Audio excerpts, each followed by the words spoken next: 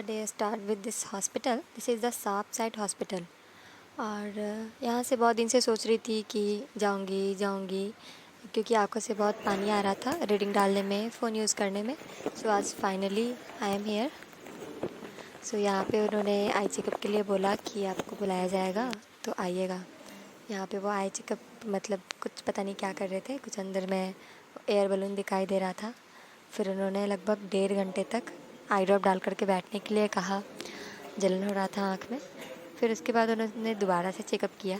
बोला कि 3-4 घंटे तक तो कुछ दिखाई नहीं देगा. ओके, हमको लगा कि हाँ हो सकता है थोड़ा बहुत नहीं दिखाई देगा, लेकिन बिल्कुल ही धुंधला दिखाई दे रहा था. यहाँ जब मैं सीढ़ी से उतर रही थी, ये सामने अभी दिख रहा है यहाँ पे कुछ लिखा हुआ है, लेकिन कुछ दिखाई नहीं दे रहा है. यहाँ स्टेयर्स भी हैं तो अच्छे से दिखाई नहीं दे रहे हैं. यहाँ पे बहुत धीरे धीरे धीरे धीरे उतरना पड़ रहा है यहाँ पे. सो अभी 3-4 घंटे तक तो पढ़ नहीं पाऊँगी, क्योंकि यहाँ दिखाई नहीं दे रहा है. ना ही फ़ोन यूज़ कर पाऊँगी ना कुछ. और उन्होंने फिर चेकअप करने के बाद बोला कि कुछ पावर बहुत ज़्यादा फ्लक्चुएटिंग है. सो 1 वीक के बाद आइएगा, दोबारा से डायलेट करना पड़ेगा, उसके बाद फिर फाइनल रिज़ल्ट होगा. वहाँ से आने के बाद आई एम लाइक मुझे कुछ दिखाई ही नहीं दे रहा था. मुझे कुछ दिखाई नहीं दे रहा माँ.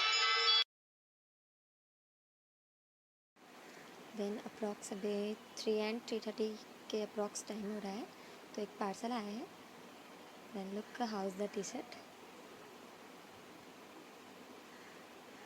This is for the daily use. Looking good.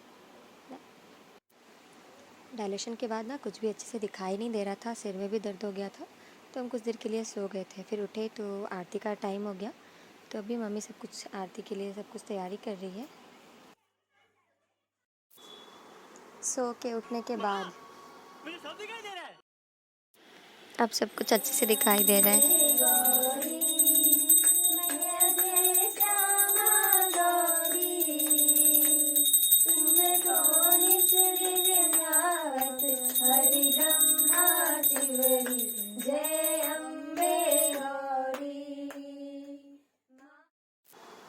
तो आरती ख़त्म होने के बाद आज सप्तमी है. सो ये यम्मी यम्मी गुपचुप घर पे ही, बाहर कहाँ जाए, इसलिए बस घर पे ही मंगा लिए. पापा लेते आए घर पे ही, तो सप्तमी हम लोग का आज घर पे ही बन रहा है. So yummy. तीखा था बहुत ज़्यादा. फाइनली दिन भर की इतना भागा दौड़ी के बाद जो 17 अक्टूबर का सिलेबस है उसको कंप्लीट करना है, क्योंकि टेस्ट है और अच्छे मार्क्स नहीं आए तो खुद में ही ख़राब लगता है. तो अभी बायोलॉजी में बस थोड़ा बहुत बचा है. बॉडी फ्लूइड एंड सर्कुलेशन और फिर एक्सक्रीटरी प्रोडक्ट है वो करना है, और बस फिर लोकोमोशन है. तो ये भी कंप्लीट कर लूँगी. अप्रॉक्स 1.5 आवर लगेगा इसको कंप्लीट करने में. फिर इसका क्वेश्चन भी करना है, कुछ और अदर क्वेश्चन जो कि क्विज़ अनअकैडमी पे जो स्पेशल क्लासेस होते हैं वहाँ से भी कंप्लीट कर लेते हैं. लगभग सारा चीज़ क्लियर हो जाता है. और जो MTG फिंगर टिप्स है वहाँ पे भी क्वेश्चन के क्वालिटीज़ बहुत अच्छे रहते हैं. डॉक्टर अली है बट वहाँ का क्वेश्चन बहुत ही ज़्यादा मतलब आंसर बहुत ही गलत रहता है, तो प्रॉब्लम हो जाता है. इसलिए पहले NCERT रीड कर लेती हूँ. As how many times you read the NCERT your concept is more clear, more and more clear.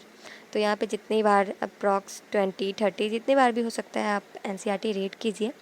तो NCERT अभी रीड कर रही हूँ. उसके बाद फिर क्वेश्चन कर लूँगी, जिससे कि सारा क्लियर हो जाएगा.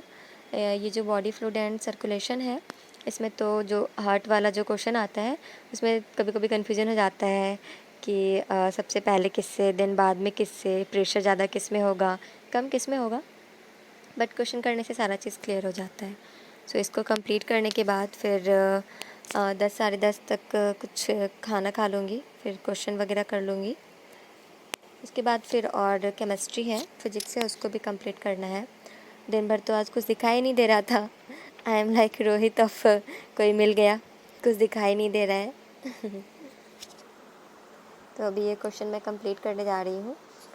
इसको कंप्लीट कर लेती हूँ, उसके बाद फिर खाना खा लूँगी, क्योंकि भूख भी लग गया है.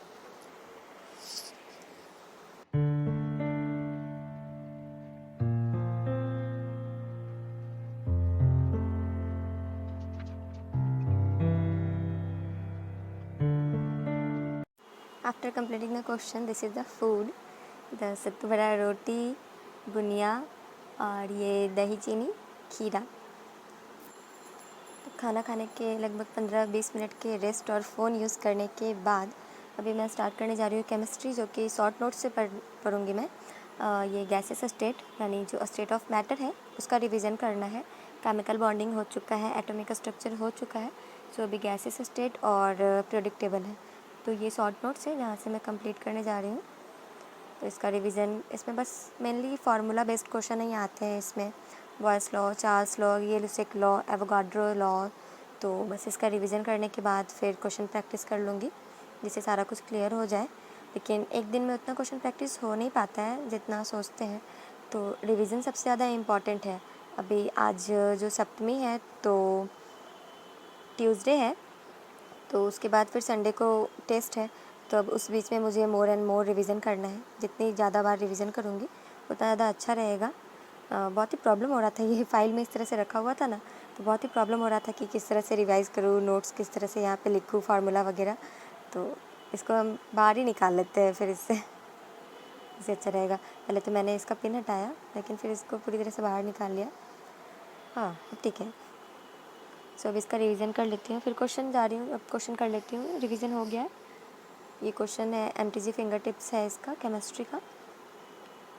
इसमें क्वेश्चन के लेवल अच्छे हैं।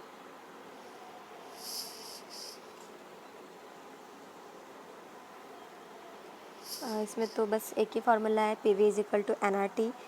हमेशा इससे यही सारा क्वेश्चन आता है। पी कभी P constant, V constant, then T constant. So going to revise all the question.